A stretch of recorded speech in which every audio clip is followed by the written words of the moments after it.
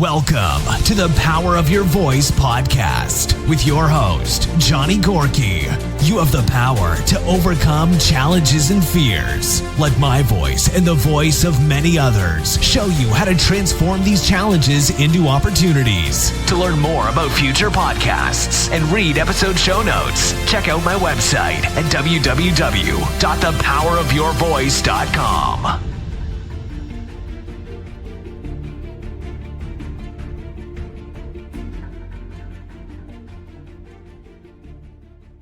Welcome back to another episode of the Power of Your Voice podcast. Thank you for listening.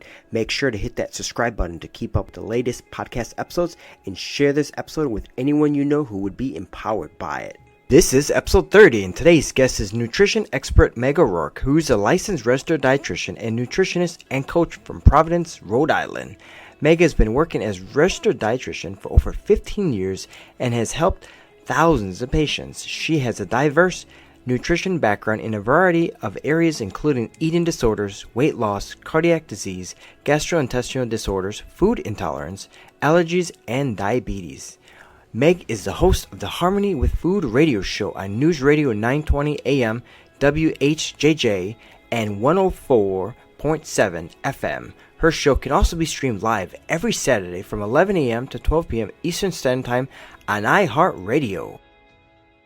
Welcome to the Power of Your Voice, Meg. I'm so glad to have you here today. So I'm going to jump in right now. You are a registered dietitian. For those who are listening right now who are unsure what exactly that is, what is a RD and what is it different between someone like yourself who's a licensed registered dietitian and someone who's randomly, on social media who claims that they're a nutritionist? What's the difference? Probably about 5.5 years of schooling. So basically, to be a registered dietitian, you have to go to school for at least 4 years, and then you have to do an unpaid internship for 1 year following that, and you have to have so many hours under a registered dietitian. I think it's about 1,200 hours. So there's a lot of people out there right now calling themselves nutritionists, but be careful because a lot of these programs, they'll charge somebody like, hey, pay $5,000 and you could be a nutritionist. But when you really look them up, they don't even really have a real nutrition background. So that's one. And then the second would be that a lot of times if you find that some of these people, don't take insurance in their private practice, that would be another sign, right? Because registered dietitians can bill to the insurance companies just like doctors and social workers do, which is how that can kind of puts us a step ahead of some of the coaches that are out there online. That's great to know. So not only, of course, is it great to work with a registered dietitian, but also for people who don't know this, you might be paying somebody, a nutritionist, tons of money. When you get a professional like yourself who's licensed, who's registered, the insurance company will actually pay for it, so they won't have to pay 100% out of pocket. Right, exactly. Very good to know. Having said that, I do offer some coaching programs for things that insurances don't cover. So, some really like more cutting edge stuff that the insurance companies, they'll be preventative, but they won't be proactive. So there are some things that I do that they won't cover. But what I usually do is have the session covered by insurance, and then any kits or anything like that people want to buy for whatever reason, whether it's micronutrients or nutrigenomics, they'd have to purchase that on the side. Okay, that's good to know. As a registered dietitian, what are some of your biggest concerns that's facing this country right now? Well, I think we're going to hit what I call a healthcare bubble, like we did with a housing care bubble in 2000. It was around 2000, right? 2003, somewhere around there. I think with all these people not taking good care of themselves, we're going to end up with, more costs to the hospitals, and our insurance prices are going to go up for even people that keep themselves healthy. Although some employers do offer some kind of incentive to some people to try and stay healthy, and they'll give them a discount on their health insurance, but that's few and far between. Most people are paying for insurance, the same thing, the same another person who eats themselves to death, versus someone healthy, it's all like kind of one price, depends on your age and things like that, or where you work. So I'm concerned that we're going to have this big healthcare bubble in the near future. Yeah, it's a really big problem. What do you think people can do about it?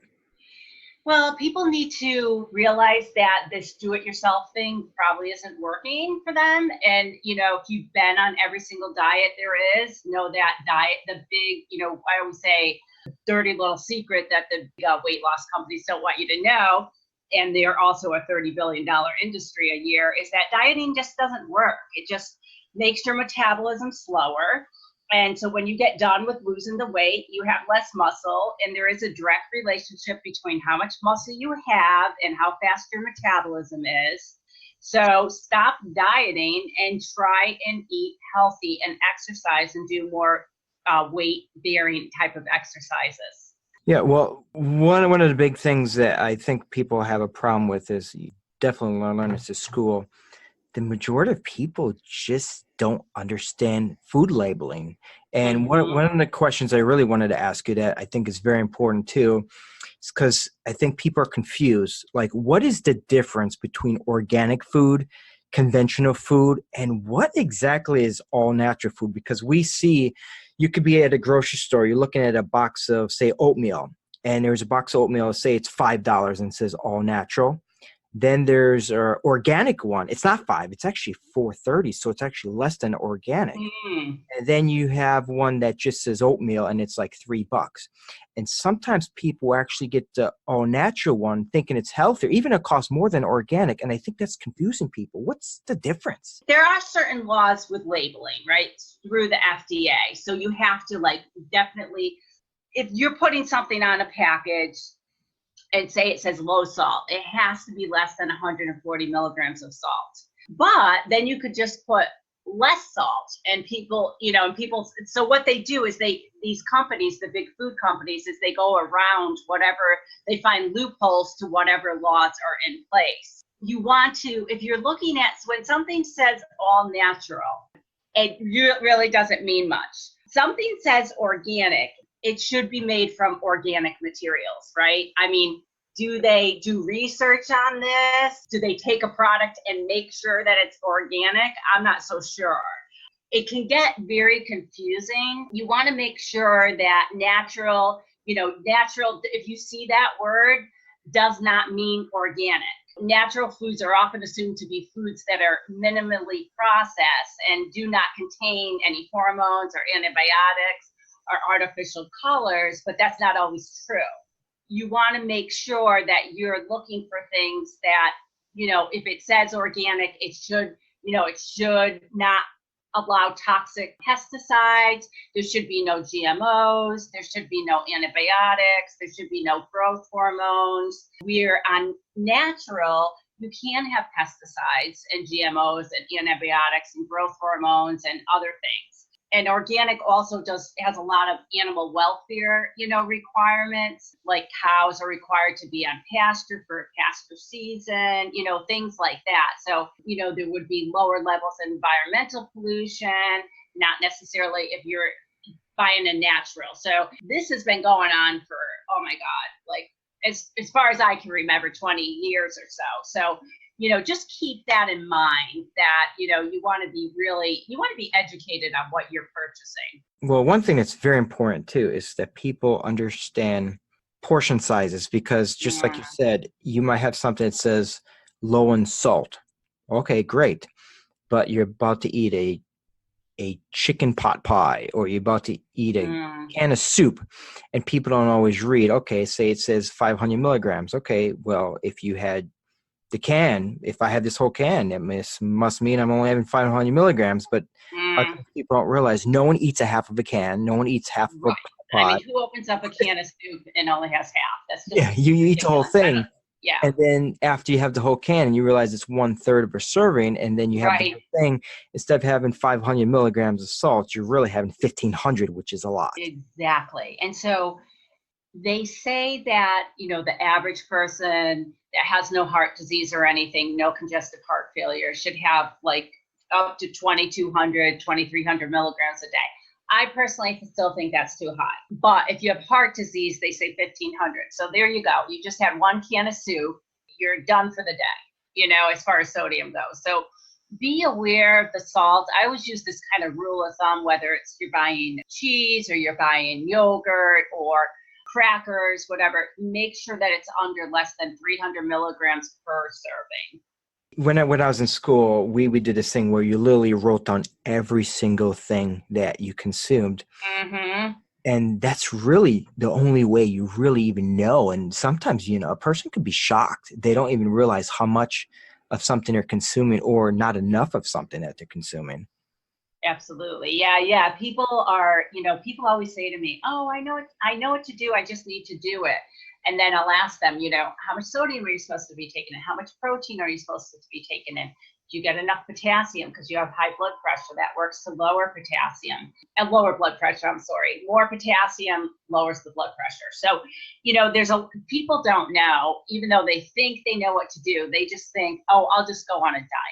And unfortunately, diets don't work because you have Right. to change your lifestyle. Exactly. So the whole $30 billion a year dieting industry wants people to keep on dieting. And unfortunately, that's what people do. And not only does it set them up for failure physically, because when you lose the weight that way, you lose muscle. So you're going to slow your metabolism down. So when you go to eat, even look at a piece of bread, you're gaining weight. And then it also fools around with people mentally because they think it's their fault that they gain the weight back, but it was really a setup for failure. So what do they do then? They go back to Weight Watchers, or they go back to Jenny Craig, or what have you. And that's exactly what the big weight loss companies want you to do. And I believe it's part of their business plan, and I believe they all know that these diets don't work. Exactly. Well, they keep you dependent on it. Absolutely. So as a parent, I'm sure you probably agree with us. One of the best things that you can do as a parent is to raise your kids where they're eating healthy, exercising. Yep. That way, when they become an adult, this is something that's consistent. It's a good pattern because the study says, if you are overweight or obese as a child, you're more than likely to be as an adult. For any parent out there that might be listening to this, what are some great things that they can do with their kids to get them to eat healthy? Yeah, I would say one thing is don't harp on them, because that can create a whole nother problem. Don't end up being the food police, but have plenty of fresh, good food in your house. Make them learn about being mindful about eating, not eating in front of the television, not eating till you're so full that you feel sick. We want to be, I would say on a scale of 0 to 10, 0 being not full at all, 10 being so full you feel sick. And in that case, you're actually doing damage. So you're being gluttonous, which, in the Bible, it says you shouldn't even do that, right? So 1, you're being gluttonous. 2, you're making yourself so full that now food isn't going to give you energy. And that's what food is supposed to do. It's going to make you lazy and tired. So you need to teach your kids on a scale of 0 to 10, 0 being not full at all, 10 being so full you feel sick. When you're done eating, you should be like a 5. And that's a concept even a kindergartner can understand. So start thinking about, are you a 6 when you're done? Is that really where you're supposed to be? Because it's not, you're really supposed to be a 5. So if you're a 6, maybe you ate 100 to 200 calories more than you need to. If you're a 7, maybe it's 300. If you're a 10, maybe it's 600, maybe it's 700. But just start being mindful of how full you're getting. And also teach children not to let themselves get too hungry. So on that hunger scale, and again, a concept a kindergartner could understand, is 0's not hungry at all and 10 is ravenous, right? You shouldn't be coming into the house ravenous, even after school or what have you. If that's the case, then your kid needs to have a snack on the bus or something like that, or needs a bigger lunch. So don't be coming in the house hungry and tired, because whether you're a kindergartner or you're a grown adult, you will make the easy choice instead of the healthy choice. And then you'll probably overeat. I like that. That's really, really good. Yeah, because I think, especially think about like Thanksgiving, Christmas, people stuff themselves into the full.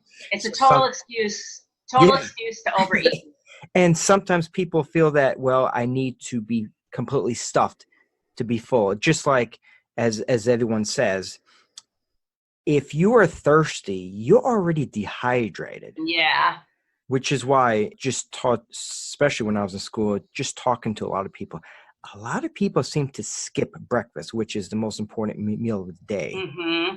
For anyone out there who has children and they're thinking about, well, I really want to get my child to eat more vegetables, what would be some really good advice to Yeah, get I think them? hide them in things. It's really easy to do. There's so many things you could do. There's, a lot of people use like those cauliflower crusts for things, or you can add them into things like, say you made a soup or something, or, just chop up broccoli really, really fine. They won't even know it's there half the time. And then too, I will say that there are kids on the autism spectrum who a lot of times they'll only eat like 3 certain foods, and you're best not to argue about it. You're best to just understand that your child's on the spectrum. These are the 3 foods they're going to eat. Don't make a big deal about it, because you don't want the dinner table to be a place of stress for you and your family every night, because this one isn't eating any of the vegetables. Having said that, just because your kid wants a frozen pizza and you made, turkey burgers for dinner, I don't agree with that either, so you got to kind of find this balance. But there are certain children that probably aren't going to eat that stuff.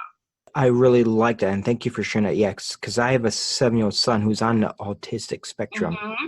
so I definitely can relate that. And as we get older, it's just like I remember when I was a kid, I used to hate cabbage and spinach and all that stuff, and now I absolutely love it. So I know, it's so true. It's so true. So it's your interesting. taste changes. Yeah, it's interesting how our taste buds change. Yeah, totally. Mm-hmm. And then, I have a brother that I think is on the spectrum. I think, years ago we were too, it wasn't really known, but he only eats certain foods. And I remember, my mom being really upset all the time about it. And the doctor said, don't worry about it. And my brother, he runs his own business. He's very successful. So, try not to sweat like the small stuff or the things that you can't change. Yeah, well, as a parent, I think one of the biggest goals is when our kids are not with us, that they make good choices. Because especially when you look at school and, they use the food pyramid thing, which is, I think kind of a joke. It's like in school, they consider ketchup to be a vegetable. I know. French fries are vegetables. Mm-hmm. And it's like, you ask your child, so what did they have today at school for lunch? Chocolate milk, pizza, French fries with ketchup, and that's considered a whole meal, a wholesome meal. Yeah. Silly. It seems like, that would be one of the things that would change, but I honestly don't think it's ever going to change, at least in the near future, because everybody says they want it to change, but when it comes down to, okay, we're going to raise your taxes, we're going to build this really great system in the school, in the town, but guess what, everybody's taxes is going up $1,000 a year, and all of a sudden people don't want to do it, right? So my biggest problem with that is, if you don't like what they're serving at school, then pack your kid a lunch. It doesn't take that long. I completely agree, and that's actually something that we do probably about 3-4 times a week. Right. Yeah, I mean, if it was, pizza day on a Friday, make them learn that it's an exception, not the rule. Yeah, some of these kids, if you let them, they will literally eat pizza every single day. I know. That's why, kids like boundaries, whether they'll admit it or not. And I don't have children, but that's the thing. You have to set boundaries with children. Oh, it's very important. And I think, especially talking about vegetables and stuff, I grow stuff in my garden and I let the kids help out. Yeah. And I think they're more likely to eat that stuff, seeing it if they actually saw it grow from a seed. I know. That's great. Yeah. And it's a lot of fun too. Now, going into talking about kids, we hear this a lot. The younger generation will not outlive their parents. Why do you think they keep on saying this? Um, Probably because of what we talked about earlier, right? There'll always be outliers, right? There's going to be kids that are brought up like you do with your children to teach them that health and nutrition is important. So we would expect those children to continue on with that. But when we know that, I know in Rhode Island, I don't know the statistics for every state in the United States, obviously, but I know in Rhode Island, where I'm from, it's 27.7% of adults are obese. Okay, so let's just call that a third.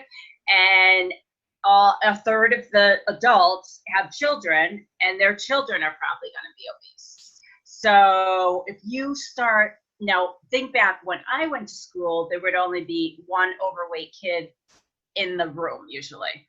Go look at a playground now and you'll see, I would say at least a fifth of kids being obese and overweight. And we all know the reasons for that. It's not moving enough, too much computer, maybe, some hyperinsulinemia setting in because they already gaining weight and the insulin can't get to the cells to break everything down.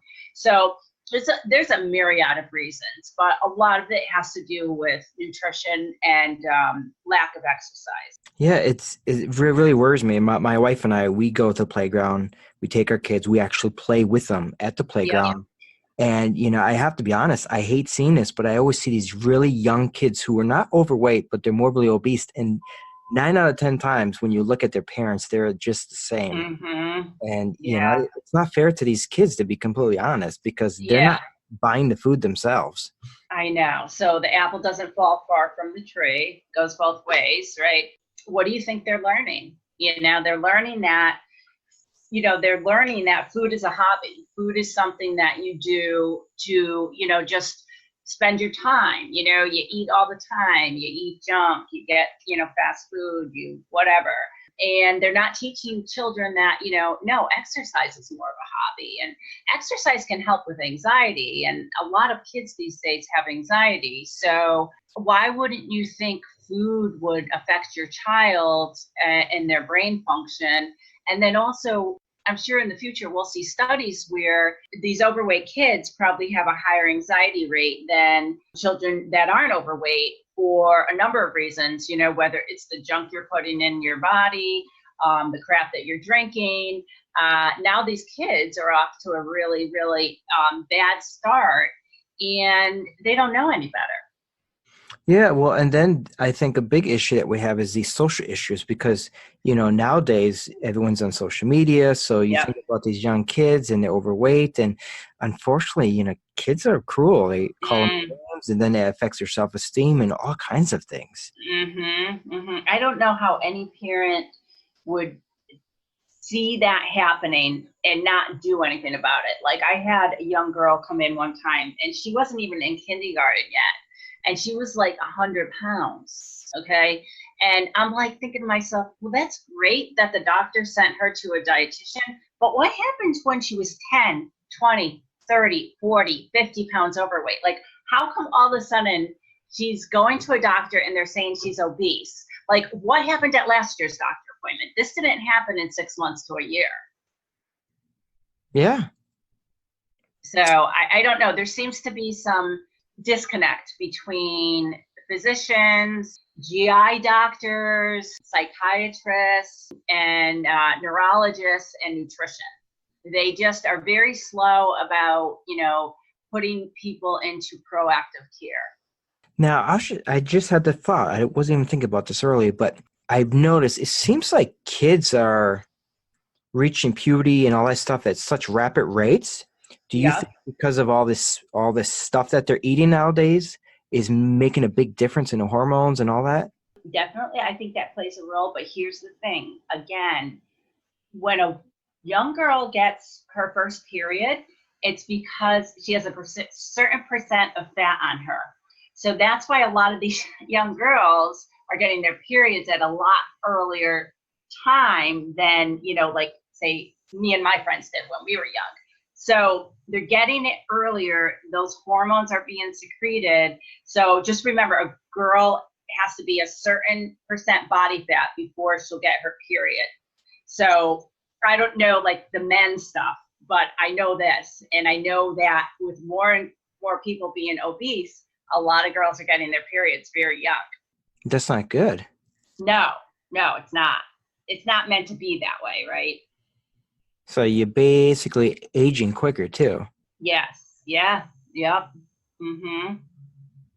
Wow, that's scary. This is what I heard in one of your podcasts, and this is something I hear all the time. Actually, I have both of my sisters don't eat gluten.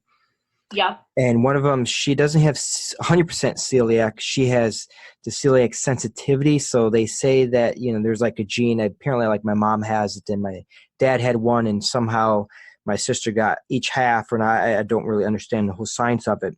Yep. But what is the reason for all these food intolerances, especially gluten and these allergies, and what can really be done about it?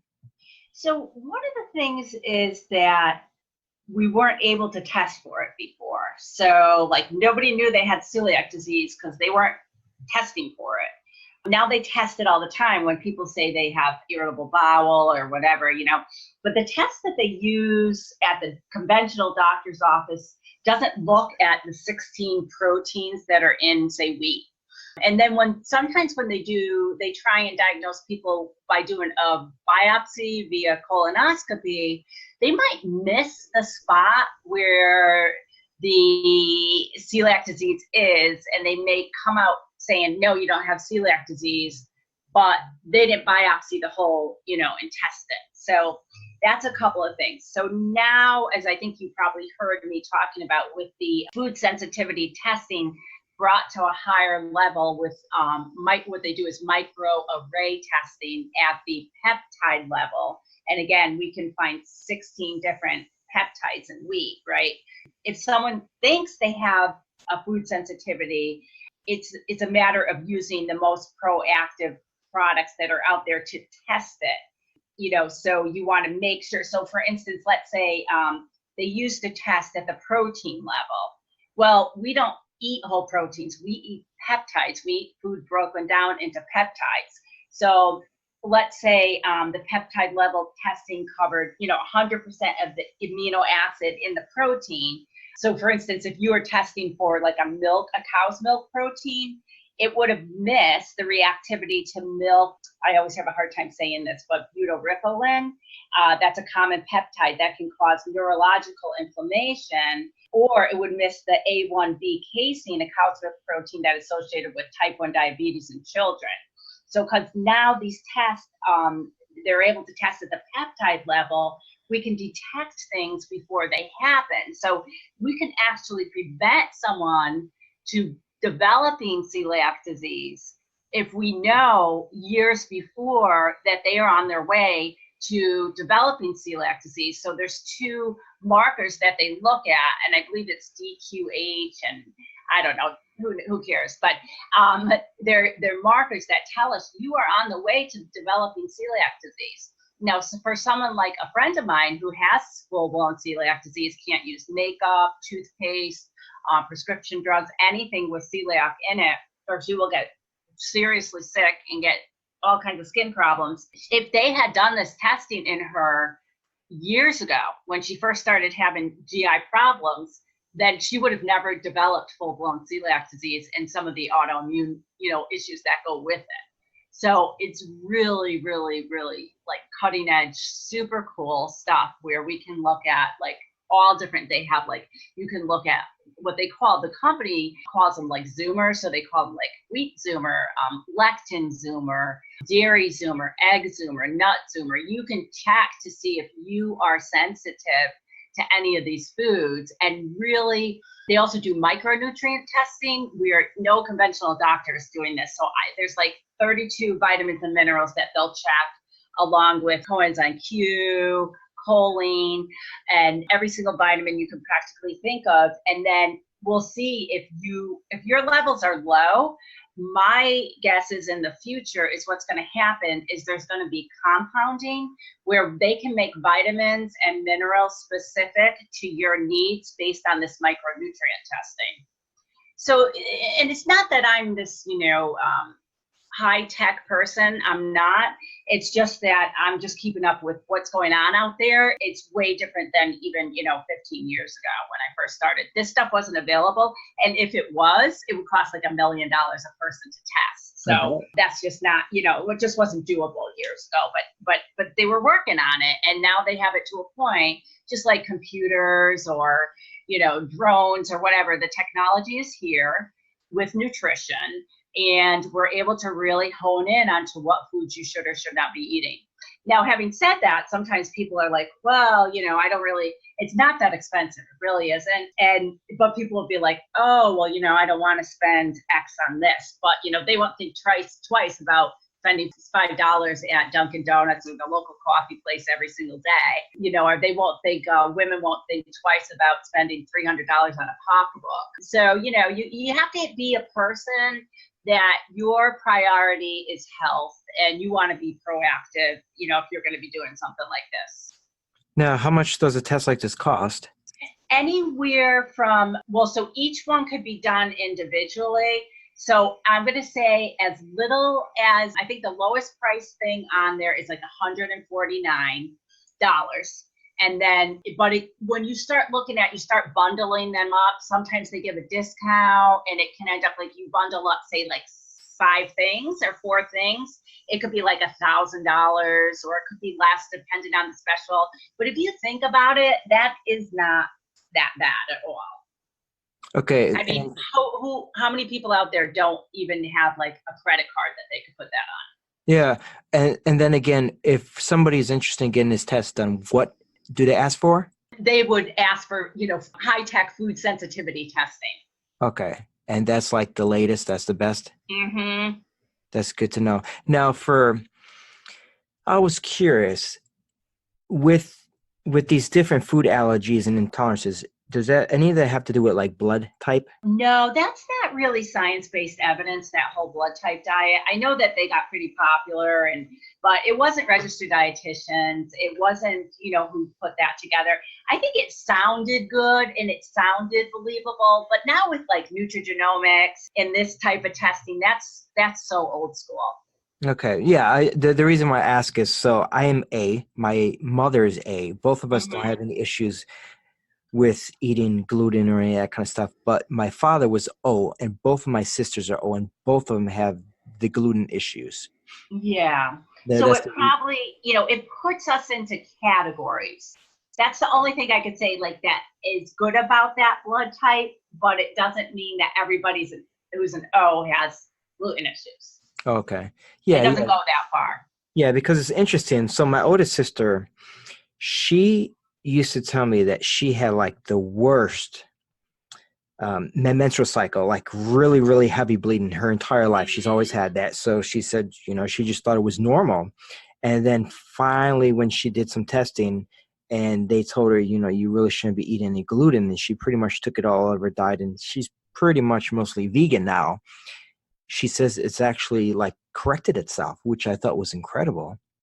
Yeah, that's really, really good. So she was having probably, I don't know for sure, but I'm wondering if she was having some kind of inflammatory response or something like that. And that's how it affected her. That's how it came out in her body. Now, other people may have rashes, headaches. There's all different kinds of symptoms that can happen. Brain fog, fatigue. To me, it's like if it's out there, like someone like her that's practically, is she vegetarian or vegan? She's probably like 90% vegan. Okay. So then I would say she's someone, or people that are vegan would really benefit from doing like a micronutrient test, because a lot of times vegans are missing all the vitamins that they should be getting. That can affect you later, like with osteopenia, or exactly. So you want to try and find sources, like, again, going back to the compounding with the vitamins, right? So now, I get your test back. I know you're a vegan. I make sure you're getting the right amino acids in your diet. I make sure that, I see where you're low and where you're not. And now I'm finding you supplements that I trust, because you shouldn't be just going on Amazon. Amazon's great, but you shouldn't just be going on there to buy your supplements. You should really be getting them from someplace that's, at least being checked by the FDA. Not that I'm a huge fan of what goes on with the FDA, but they do check certain facilities, and you want to be using a supplement from a facility that is at least audited by the FDA.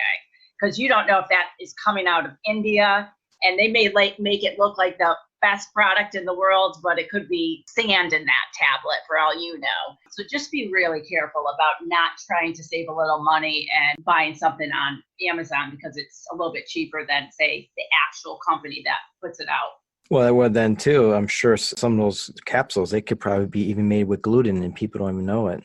One of the companies I work with is called Integrative Therapeutics, and they have a lot of allergen-free stuff that are corn-free, soy-free, gluten-free, so you can be rest assured you were someone that was sensitive that I would, myself or another dietitian or whomever that you decided to work with would, be doing something like that, I would hope. Yeah, no, that's really, really good to know. Yeah, I was thinking about something I was going to ask you about food sensitivity. There's just so much stuff on it. There's a lot of, and next year, I'll probably be sitting here a year from now and there'll be something more advanced out. I mean, maybe not, because this company really seems to stay on top of things. I think, as a matter of fact, I got an email today saying that they're going to have a new test out that checks to see like certain chemicals in the food, whether you'd be sensitive to, whether it was nitrates or in wine or whatever it is. There's also going to be that. Oh, MSG. Check if you're sensitive to that, because, for instance, I'm someone who, after doing some of the testing, I found out that I need to be gluten-free and I'm asymptomatic. So in other words, I don't get the skin rashes, I don't get stomach pain, but I do have a sensitivity. I'm not at risk of developing celiac disease, but I'm definitely causing an inflammatory response to my body. So down the road, if I don't do this, I could end up with rheumatoid arthritis, in 20 years or something. That's why it's so important to keep on your health. So speaking of, you just said MSG. Some people say MSG is the worst thing ever. Some people say it's okay. Well, what is your take on MSG? I just think it's another thing that doesn't need to be added to our food. I don't know the food science behind why it seems like all the Asian restaurants tend to have it. So I don't know. I'm for less chemicals in our food, not more. Some say it's horrible. Then I heard somebody say, well, it's just a natural way to preserve food and it's not bad for you. So I'm like, which is it? If you can just avoid it? Yeah, if you can, and then again, in the future, we're going to be able to find out if it bothers our bodies or not. If it doesn't bother your body, but it bothers somebody else's, then maybe you don't need to be so careful with it. But other people do. Yeah, because my whole take is, hey, if you're able to make things without it, why do you have to put in there? Just like with the nitrate-free things, I see like, say, lunch meat. They have some with it and some without it. If you can make stuff without nitrate in it, why are you putting it in there in the first place? Yeah, just so it will stay better, longer, so they could sell it longer. Yeah, I mean, it's just like milk. When you buy milk, if it's fresh, it should probably only last you a week. Milk is not meant to last for 2 months or a month or whatever it might be. Right. Yeah, I agree with that. Like whenever you see something lasting a real long time, that's a good, you might want to be asking yourself why. One thing's interesting too, speaking of milk, is they have the little organic kid milks, they put them in a lunch and they don't have to be refrigerated, which I don't understand why that is. That's a good question. Honestly, I do not. I always say, if I don't know the answer, I will tell you. I have no idea. Probably because I don't have kids. Are they 100% milk? Yeah. So the company starts with an H. It's organic. They sell refrigerated milk. And then they also have these. So they usually come in like a 6-pack. They have like chocolate, strawberry, and regular milk. But I've always wondered, I'm like, it's 100% milk. So I'm like, how in the heck is it able to not be refrigerated? And if you go to the grocery store, you'll always see it next to like cereal and whatnot. And it just sits there next to like almond milk. I'll have to do some research on that because I didn't even know they were doing that. I'm just confused as how that can be done. And it's real milk. You know what I mean? That just blows my mind. Yeah, it is interesting. What is your whole take on soy? Because there's some people, they love eating lots of soy food, soy milk, soy. Yeah. Soy, that's another Zoomer that they do is a soy Zoomer. So if you have someone that had a history of breast cancer or prostate cancer, I'd probably stay away from soy. But I also think that, we're no longer in an age where it's like one size fits all, cookie cutter type of nutrition. If you're concerned about that, you can test for it. And then once you test for it and you know the answer, then there you go. There's part of your diet for the rest of your life. So, do things change over time? Sure. Maybe you'd want to do a test every 10 years or something. But in general, if you don't have to avoid it, I don't know, why make life more difficult? The thing is, sometimes people, they see something that's healthy for them and they think that, oh, okay, well, that means I can eat a lot of it or drink a lot of it. No, you can't. That's the whole thing. I've seen vegans in my office. You could still eat potato chips. You could still eat a lot of, especially if you're vegetarian, you can still eat ice cream. I think Americans have a false stereotype in their mind of what a vegan looks like. And it's always like someone who looks too thin, or someone who looks like, somebody might say looks like they could eat a burger. But that's not true. There's a lot of vegetarians and vegans out there who are overweight too. Yeah, especially vegetarians, because people don't realize there's a lot of junk food. There's no animals in it. You could cookies. You could eat cookies, you could eat Twinkies. Just because you're a vegetarian doesn't necessarily mean that you're eating healthy vegetables. Right. Yes. So I just realized what I was going to ask you. So my one sister, she has rosacea, and she's worked in fast food restaurants when she was younger, and she's the one who has this celiac issue. And I'm wondering, for people out there that might have real bad acne or rosacea, could that have anything to do with that?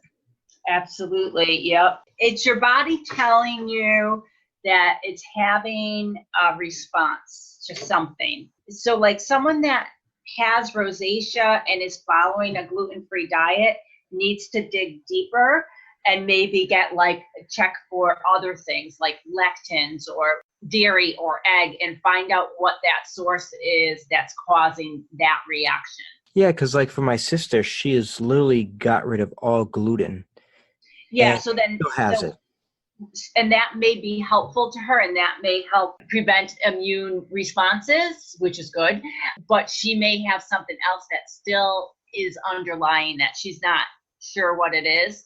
And she wants to find that out, because in the long run, if you could just avoid something, we would recommend certain things for certain types of disorders. If she's already gone gluten-free, then we're going to we might check to see if she's 100% gluten-free, because there's always a good starting point there. Then she might also want to do something like the dairy zoomer. Is she the one that's vegan? Or, you might want to do peanut zoomer. Another very common, something that causes eczema and other skin issues, or seafood zoomer. Just, we know how to say, okay, you have this is what we're going to do. So for someone who's listening, what exactly is a zoomer? That's just I'd say a marketing person put that name on it. I personally, think it's kind of weird. It's a weird name, but I think what they want to say is that we're zooming into what specific foods we should or should not be eating based on our tests and what we're sensitive to. So, we're able to go into checking into whether or not someone has, say, a leaky gut. That's another thing that the tests check for. So if someone has a leaky gut, I don't know any regular physicians that are checking for that, but I do know there is an outlandish amount of research on leaky gut, and I don't hear a lot of conventional doctors talking about it. But that means basically that, things are leaking out of your intestines into your bloodstream, and that's going to cause immune responses, and we need to heal and seal that gut. So the Zoomer is just a marketing name for things that we hone in on, so that we're not just doing a cookie cutter approach to our nutrition. So basically, they have all these different Zoomers. We're this old food sensitivity test for using whole proteins or extracts to measure reactivity to a food. But these tests can, all produce false positive results, cause cross-reactivity of food proteins. So with these newer ones, we're able to offer high sensitivity peptide level testing to the most common consumed antigenic foods, at reasonable prices. So, this was in the works for a long time, but like I said, years ago, nobody would have been able to afford it, or only the really wealthy people would be able to afford it. But now it's to the point, like, 10 years ago, buying a laptop was 10 grand now, or maybe, 15 years ago. And now you can go get one for $298 at Best Buy. So, things are changing with that. Technology is moving, in the field of nutrition and many other fields, as we all know. And so, it's just one more thing that if we're really proactive about our health, we can get involved in. Very important thing is people need to listen to their body. Just like, if you're inflamed or you're not feeling well, something's going on. Yeah, absolutely. It's your body telling you something's wrong. I had one client, and she was telling me that she was burping all the time. Like, she would try and hold it in, obviously, if she was, at work or somewhere. But it was really, really annoying to her. And what happened is we did some testing on her. Her highest reactivity was to potatoes due to the aquaporins in potatoes. And, I went back, I saw her for a while, and we didn't do any of the testing. I went back, I looked at our first note together, and what she said, and, I put in quotations, because whenever somebody said something subjective, I try and put it in quotations in my notes. And she said, whenever I eat potato, I burp even more. And I wrote that down. Now, months, almost a year later, she got this testing done. And guess what it said that her number one thing to stay away from was white potatoes. And even she was like, oh my God, I forgot I said that. So sometimes we don't realize, what's causing it, or we forget, we have something and then it causes that, and we totally forget about it. And then you have another reaction to something else another day. So it's really, really pretty cool. And I'm actually super excited. I mean, I've been doing this for a while now, but I'm really excited to be in this field at this time with all this research that's being done and this high tech stuff, because I feel like I can finally stop guessing, and I can really figure out what people need.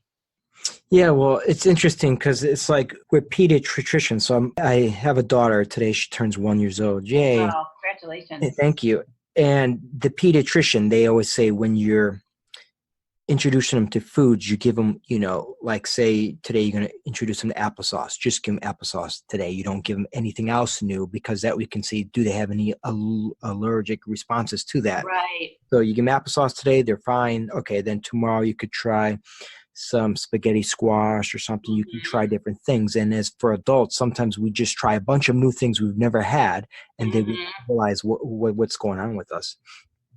Yeah, it's hard to really figure it out. It really is. And for people that have IBS, I mean, I'll tell you, I've seen a lot of people over the years with IBS, and it can be a very debilitating, isolation causing disease. Because who wants to go to a party if you're not sure you're going to have to go to the bathroom every 5 minutes? Yeah. Who wants to even go to the mall? Who wants to go to the bathroom in the mall? Most women don't, but they will if they have to. But you don't really want to, or, anywhere you go, you have to know where there's a bathroom. And it can cause a lot of anxiety and depression. So for these people suffering with GI issues, it doesn't just affect your stomach, it affects your brain. And it can be, like I said, a very isolating type of disease. So if you can't, if you are living that kind of life, it means so much to these people that can figure out hey, maybe it's not 100%, but maybe we're 80% better. And then at 80% better, maybe we can get to 100% better by honing in a little bit more and finding out some more information. So a lot of it can be a process, but it's better than doing nothing and a year later still having the same problem. Sometimes people, they just accept, well, this is the way life is. Yeah. They're sick, or they pop a bunch of pills, but they don't realize. Right. Maybe, I was telling you about that lady that was burping. She was she went to several doctors. She got an endoscopy, a colonoscopy. They wanted to put her on proton pump inhibitors. She didn't want to do that. So she was a very proactive person. She said to me, Meg, I just knew this wasn't normal, and I wanted to find out what it was. And I was like, well, good for you, because a lot of times people do. They're very, I don't know what the word is, but they're very I don't know, I don't want to say lazy, but they just accept it and don't even try and figure out why. It's so incredibly important to be proactive in your own health, because sometimes, I've actually worked in physical therapy for several years. And, I've always had a lot of people that say, well, God, if I would have known I was going to live this long, I would have taken better care of myself. I know, But right? some of these people, they're not very proactive in their own health. They just, okay, well, the doctor's going to do all this for me and I'll just do whatever they tell me to do. But I you have to know. be proactive in your own health. So important.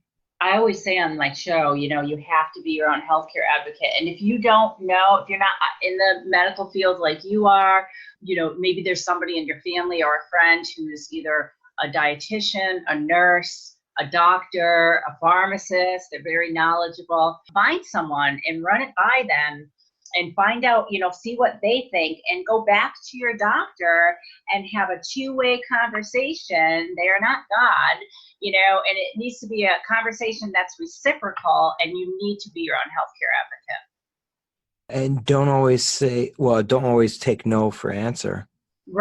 Right. And yeah, if you don't get the answer you want, move on to another doctor. Sometimes that's what we got to do. Maybe you go see a naturopath or something related to nutrition. You see a registered dietitian, or don't give up. Yeah, no, that's great. Now, speaking of the belching with the potatoes, does that also have to do with GERD as well? She didn't have GERD. So there is something called the silent GERD where you don't feel the symptoms, but yet, which can be the most dangerous kind, because there's something called Barrett's esophagitis, which if you're constantly having GERD, that means that you have precancerous cells in your throat. So if you're not feeling the GERD, you're asymptomatic with the symptoms, but it's still happening, then it's still going to happen to your throat. So sometimes people she didn't have, I don't know if she had asymptomatic, but she definitely didn't have GERD. She didn't think she felt like she had GERD. And I think the doctor was kind of just throwing something against the wall to see what stuck and say, hey, let's try this. Maybe that'll help her burping. She's a very proactive, like natural things. And she heard about the proton pump inhibitors, how people aren't supposed to be on them long term and how it can affect your kidneys or your liver. That was big news about a year ago or so. I can't remember exactly when, but I remember 20 years ago, pharmacists writing in the charts for the patient, hey, this person has been on a proton pump inhibitor for over a year. Recent recommendations say 6 to 8 weeks. Can you please start weaning her off of this? And they wouldn't. They would just ignore the recommendation by the pharmacist. So there you go for conventional medicine. The reason why I asked the question is because I have a brother-in-law. He has GERD, and he's probably past couple of years, like if you hang out with this guy, he's literally belching every 10 minutes. And, it's getting to the point where imagine how embarrassing that would be, just hanging out with people and just. Oh, God. Another thing that would make you isolate. Yeah. I'm like, imagine being in a meeting with a bunch of business people and you're in a suit and you're just burping for absolutely no reason. Is he on a proton pump inhibitor? Do you know? He's not on anything.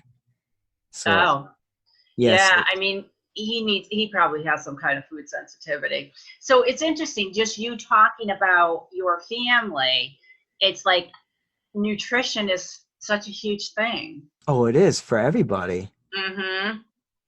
Yeah, because my father, he died when I was 15 years old. He had MS. He came down. I was probably about 7. He died when I was 15. So what was he? He was like 63, I think, when he passed. So he didn't live very long. And then he had 2 heart attacks and 2 strokes. No, 1 stroke. So basically when he died, his heart was like Swiss cheese. Thank God he lived as long as he did. But that's why my oldest sister and I, we got so big into health because it's so incredibly important. And with having kids, all of our kids, I have 3 kids, my daughter who's 1 today, and then I have a 7-year-old son and a 9-year-old son, and all of us were very active, I would say. It's awesome. Yeah, that's the way it should be. Yeah, you have to break the cycle. Right. The problem is sometimes people, just like you said a little earlier, unfortunately, people get lazy. I love my mother, but same thing. My mother is morbidly obese. She has a bicycle. It literally sits in her living room. She refuses to use it. I'm like, when you're watching TV, you could ride the bike. But some people, you try to motivate them, but they have to motivate themselves. A doctor said to me once, and I thought it was very brilliant. He said, you can't want it more than they do, Meg. Yeah, no, that's so true. Mm-hmm.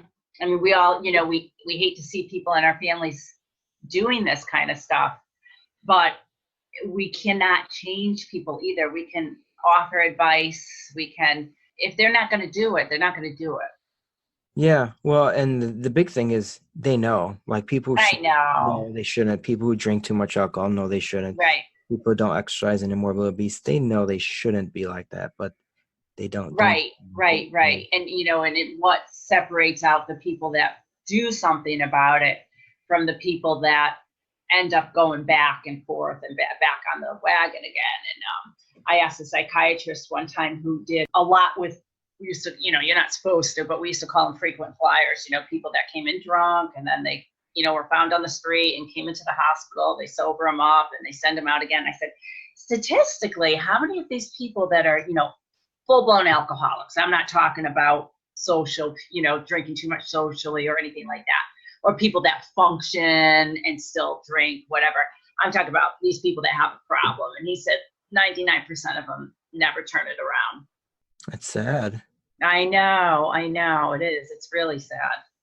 Yeah, well, it's interesting because, I've interviewed several people who've suffered from substance abuse. Mm-hmm. And the big thing is when their life pretty much flashes in front of them and they're literally about to die. That's when I know. Really, literally hitting rock bottom, right?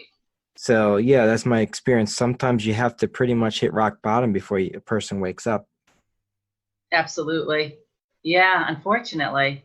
My next question I was going to say is, how can someone with chronic health problems, how can they fix some of this stuff with food? Well, like I was saying, we've gone really far, and there's simple things you could try. FODMAP diet if you're having GI problems, or you could try an anti-inflammatory diet. I mean, whether or not it's right, you could Google it and find stuff on it. But the bottom line is, we need to stop abusing food and realize that, food does have something to do with our health, and that if we want to do something about it, we totally can. So, we're in a different spot than we were 15 years ago or even 5 years ago. And, it's up to the person if they want to. The worst thing you could do is test it out and it doesn't work. I will tell you that I have testimonials and things that I could easily share. I tend not to share testimonials because I feel like private information. I kind of feel like it's different from a health coach who doesn't have a real degree, right? She could share testimonials all you want, but I have certain guidelines and certain ethical things I have to follow. So for me, the testimonials don't really feel good, but with changing times and stuff, I might have to start doing that. But I would just say people can get better through whether it's mental health. Food does affect the mood, whether it's using exercise as a way to help fight depression. There's so many things you can do to try and get yourself in a better position. Going into like mental health, yeah, eating a lot of junk food, all the hormones and all that kind of stuff, that can cause depression. Oh, yeah. Yeah, eating junk food, eating processed food. People that, like I said earlier, some people that don't tolerate certain peptides in the wheat can have neurological problems from that, whether it's brain fog or fatigue or tingling of the hands and feet. Again, your body telling you there's something going on. I just hope that people are aware of that they can try other methods besides just, popping a pill for depression. I think a lot of times people could, just promise their doctor that they're going to exercise X amount before they go on this pill, and see if the exercise helps. If it doesn't help and you're still feeling suicidal or something, of course, but try something different first. The big thing too, I don't think people always realize, is if you don't take care of yourself, you don't eat healthier, and then you have to be put on these medications, those are going to have side effects, which is going to cause other things, and you have more pills and more pills. I mean, just like my mother who's morbidly obese. Yep. Love her. But one thing that is great about my mother, she is on high blood pressure medication, and she says the doctors want to give her other things because they have side effects, but she's like, you know what, I'll just deal with the side effects because I know if I take something else, that'll cause more things and more things and more things. So she just takes a high blood pressure. Yeah, I mean, if you need to take it, you need to take it. You know what I mean? You could always if you started losing weight, wean yourself off of it. You don't want to put yourself at risk for a stroke. So on some level, we should be very thankful for some of the medications that are out there. But on the other hand, to just sit there and constantly, I can't tell you how many times people tell me, oh, I don't have diabetes. And I'll be like, what do you mean you don't have diabetes? You're on metformin. The doctor put you on, they're in the hospital. The doctor put you on a diabetic diet. Oh, I just take a pill for that. It's like, I can't tell you how many times I heard that. They honestly convince themselves they don't have a disease that they have that is risking themselves literally from head to toe, that it's all covered by the medication. Yeah.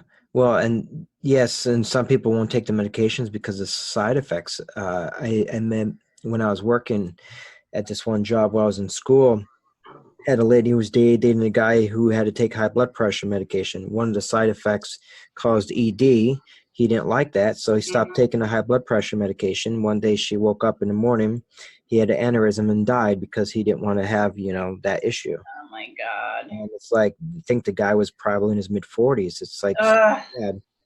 That's sad. Going to his lifestyle, eating a lot of fast food, drinking a lot of alcohol, that definitely did not help him.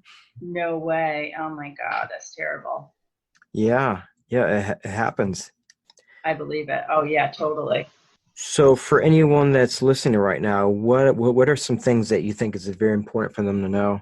I mean, where do you start? That's a kind of a loaded question, but I think you want to know what you're doing. Like when you're going in the food store, you want to make that trip efficient. You want to make sure that you're, planning and preparing, that you're being mindful. And when I say that, or intuitive type of eating, where you're really enjoying your food, but also not just gobbling it down, and thinking about the smell, the taste, being thankful for what we have. Just kind of like plan, prepare. Don't think it's going to magically happen. The food is not going to prepare itself. You need to be set up at, if you're a 9 to 5er and you work at the bank, well, guess what? On Sunday, you need to buy enough food for all your lunches this week and your mid-afternoon snack, which I highly recommend. So you don't walk in the door hungry and tired, making the easy choice instead of the healthy choice. Definitely have to plan, because you always hear people, well, I really want to eat healthy, but I can't. I don't have enough time. And so for anyone who's listening who doesn't have a lot of time, how can you eat healthy when you don't have a lot of time? Well, one of the things that I offer for free on my website, is okay if I give a shameless plug here? Oh, of course. harmonywithfood.com. All you have to sign up is for my free information, and you'll see I have videos of me in my kitchen. I have Monday through Friday, 6 weeks worth of Monday through Friday dinner suggestions, healthy snack suggestions, and recipes and shopping lists. So it will make it, print it out, bring it to the food store, bring the shopping list, and you'll be in and out of the store in no time. And then you'll know what you're having Monday through Friday. You don't have to have it exactly like Monday is this, Tuesday is this, but you do have, like tonight I feel like salmon. Oh, great, let's have salmon. We all feel like salmon tonight. But you do have 5 meals in your fridge ready to be prepared. Again, planning and preparing is key. So you can get free, you can get that there. I just think, it just is a little bit of time on your end to be able to do some of this stuff and plan and prepare. So I try and make it easier for people. And that would probably be my biggest tip. Okay, good. Yeah, because at the end of the day, this is your life. I know. And one of the things that I've been told several times, like, you have to take, especially if you have kids, you have to take care of yourself, because if you don't, your kids, they can't take care of themselves. Going back to me a little bit, it's like my father died when I was 15 years old. That was very, very hard on me. Not having a father, not having a father figure is extremely tough. I can only imagine. That could have been changed had my father take better care of himself. And he teaches my sisters and I all the time, don't be like me. Take better care of yourself. Exercise. Eat healthy. Don't eat the junk that I did, because unfortunately he ate a lot of hot dogs, bologna sandwiches, all this processed meat. Yeah, I've read on some things on MS and stuff, and there is some naturopathic stuff you can do to try and help yourself live longer with MS, because people nowadays are getting diagnosed with MS early, like in their 20s or 30s, but that doesn't mean they have any of the onset symptoms yet. So if you know that you have that in a lot of other diseases, there are things you can do that are science-based evidence proven to work in studies. A lot of people, they say food is medicine. Right. You know, you have to eat healthy, but then again, you can't take it to extreme. My one sister, we're with the celiac. I don't know why she did this, but she ate a lot of carrots, Oh, God. Carrots have vitamin A, too much vitamin A. Start turning orange. Not a good thing. And yes, she literally got oranged. Oh, my God. Oh, my God. Yeah, I've heard of that before, too. Especially, girls that I've worked with that have eating disorders. Sometimes they try and fill up on stuff like that. That's just a sign that, you're trying to fill up on things that we're not meant to just eat one thing. Yeah, well, and I think it's very important for the general population to be aware that, there's the fat soluble and water soluble vitamins. Yep. And just because it's good for you doesn't mean that you can have too much of it. And some of it, bad stuff can happen to you if you have too much of it. Right. It can be toxic, the fat soluble vitamins. And then also too, a lot of times I hear, these guys at the gym, they're taking the protein powders or I have, like, yesterday I had a client, she said to me, her son, he goes to the gym all the time, he takes good care of himself, and he's doing these protein powder drinks. And just because you take in a ton of protein doesn't mean that that's going to build muscle along with your workouts. You could actually affect your liver function tests and your kidneys by taking in too much protein. So too much of a good thing isn't always good. Exactly. And then, you have a lot of people that are taking all this creatine. One of my professors just said, very expensive urine. Right, exactly. And again, that's something that we can now measure. You might, someone like that might want to see, well, where are his levels? Yeah, no, that's good. I'm glad that they have all these new tests because it can really help people. Mm-hmm. But of course, the insurance companies aren't paying for a lot of this stuff. So, but the way I do it is, like I said earlier, is I take insurance.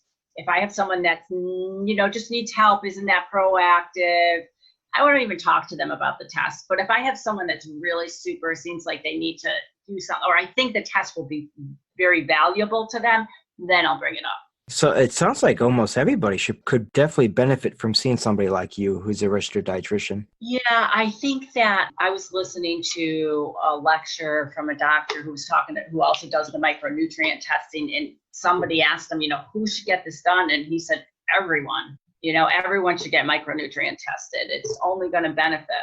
That's true. It is. Yeah, because if you don't know what you can and cannot eat, you're just guessing. Something's wrong with my car. I don't know what it is, but let me spend thousands of dollars getting this fixed and this fixed and this replaced and this replaced. You're talking about your body. Mm-hmm. Well, incredibly important to take care of it, but you're not going to know if you don't know what's wrong with it. And you don't know what you don't know, right? Yeah. I just had a thought. What do you think? Because these are very popular now, all these probiotic drinks, prebiotic yogurts and all that. Well, what's your take on that? Can you have too much? Well, I think that some of these yogurts and stuff that they're putting in, it's probably not going to hurt people. But I think if you're going to go like ingest a probiotic, there's some out there that are like superior, and try and find out which ones you would recommend from a naturopath or a dietitian or somebody, and don't just take them. You might want to start on a kind of what they call like a protocol, where some of them you might only take one every other day. The next week you might, I'm just making this up, the next week you might take one every day, and then the next week after that you might take one with breakfast and dinner or something like that. Don't just, again, throw it against the wall and see what sticks. Know what you're doing, knowing that the product is from a certified lab, certified production place, careful, of what you're purchasing, and, do your due diligence, or have someone do it for you that's an expert in that area. You go to the grocery store, you see this kombucha, and you're like, wow, this is good for a healthy gut. Okay, well, it says it's good for a healthy gut, so let me start drinking a bunch of it. Mm-hmm. Yeah, again, you don't just guess. You probably need some guidance. I think a lot of people, they read these labels. Okay, well, it sounds like it's good for me. Let me drink a bunch of it. Let me eat it. I know. And if you don't really have the expertise, you just go by what it says on the label and hope for the best, I guess. Yeah, well, a lot of people, again, they'll listen to things they hear anywhere, whether it's Googling it, or hear something on YouTube or whatever, Facebook. And I always say, be careful. You don't want to waste your money, your time. You don't want to make yourself sick, so just do it in a fairly educated way. The misconception is like you go on Facebook or YouTube or Instagram, you see this person, wow, this person is ripped, they're in good shape. Oh, I very know. healthy. So that must mean that they know what they're doing, and what they're saying is probably true. No, I hate that. As a matter of fact, sometimes I've seen people and I look like, honestly, like, again, same subject, too much of a good thing. I think my personal opinion is, my father trained someone that won the Boston Marathon several times. So exercise was in our blood, or is in our blood. I also feel that these marathon people that do it for a long time, they end up out of commission and they're like 50s. I remember my father got to a point where he couldn't run anymore. He used to run miles and miles a day and he couldn't do it anymore. And so I think sometimes you do more harm than good. I don't think we're meant to run 26 miles. Okay. I just don't think the human body is. Can it be done? Absolutely. Totally. You could train for it and it can be done, but why do it for like 10, 15, 20 years? You're pushing yourself. I know if my father didn't run as much, didn't do marathons when he was younger, he wouldn't have lost that ability to run at a younger age, say like 50 or 55 or 60. I can't remember exactly when it was. And I also know when I see that 75-year-old guy on the news saying he ran his first Boston Marathon, it's because he didn't run before that. Yeah. He never ran, beat up his body along the year. So that's why 75. Any runner at 75, you won't be a runner anymore. Yeah, no, that's true. I must say, at least my experience is working in PT, and a lot of guys would have knee replacements, and a lot of times they were runners. Yep. And then you could have plantar fasciitis. Yeah, a lot of things, right? I see these people too, like they dehydrate themselves for a day and they go get a photo shoot done that they probably got ready for like 3 months or something, and then they look really good. But to me, it's almost like that's almost unhealthy because you're overdoing it. You look like all you do is go to the gym. What else is going on in your life? But that's just my personal opinion. To me, it's actually kind of a little bit of a turn off when I see someone like that, because I think, what else do you do? You know what I mean? Like, what else is going on in your life besides exercise? I have 3 kids.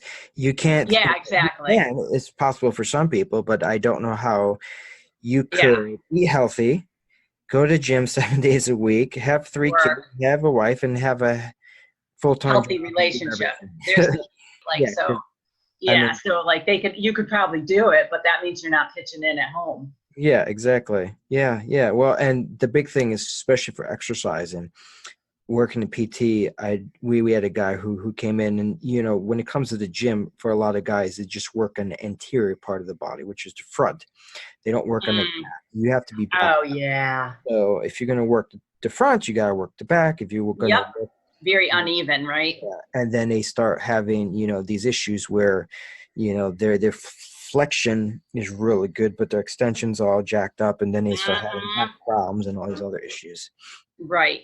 So just want to ask you a question. So for all this stuff that if you went back to, I don't know, say when you were 21, what's a few things that you would probably tell your 21-year-old self? That, the clinical stuff you learn in school is helpful, but it's not the end all be all.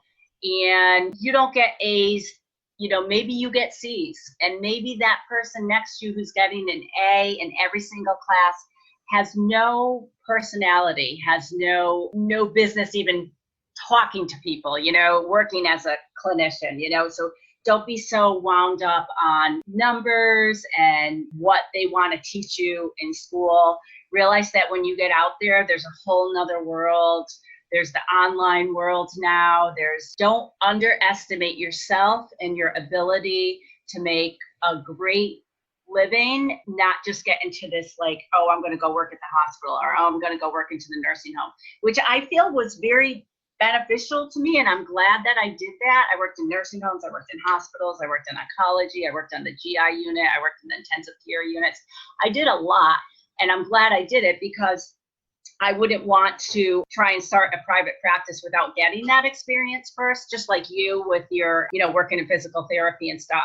You sometimes need to hit the pavement, and that's a good thing, but don't stay in that rut of doing what everybody else does and making that certain salary, because there is growth available as much as you want to make it. It's great to work for yourself too, but you got to get that experience. You do. You totally do. So for anyone who's listening, who's interested, hey, this sounds great. I want to become an RD. What's something that you'd recommend to them? You're going to have to find an accredited college, plenty of them around. I will say that nowadays it's very super competitive, just like physical therapy is. And you're going to have to get a master's degree, which was not required when I did a 5-year program, but I didn't get a master's degree at the end. I don't really care. It wouldn't have made a difference for me, to be honest. But now you have to get a master's degree. So really realize that if you're going to do this, you're going to have to do it and really put both feet in. And it is going to be a competitive, trying process. So, Meg, for anyone who's listening right now, how can they find you online, get in touch with you? How can they find you on social media? And especially, how can they listen to your radio show? Okay, so my radio show goes live on my website. It's iHeart Radio Providence, Boston, and that airs every Saturday, starts at about 11:05, 11 o'clock, 11:05, and ends at noon. And then everything I have, all Facebook, Twitter, Instagram, my website is Harmony with Food. So my website's harmonywithfood.com. If you want, I do offer free 45-minute calls with people to see if we would be a good match to work together. There you would go to harmonywithfoodcoaching.com, and there's an online calendar, and you could sign up for a free 45-minute discovery call with me. And then my email is harmonywithfood@gmail.com. Okay, great. All right. That's good to know. Well, thank you, Meg, so very much for being on You're so welcome. the Power of Your Voice podcast. I greatly appreciate it. All right. Thank you. Johnny here. Thank you for listening to the Power of Your Voice podcast. I'd love to get your feedback on this episode and how it impacted you. If someone in your life could benefit from this episode, share it with them.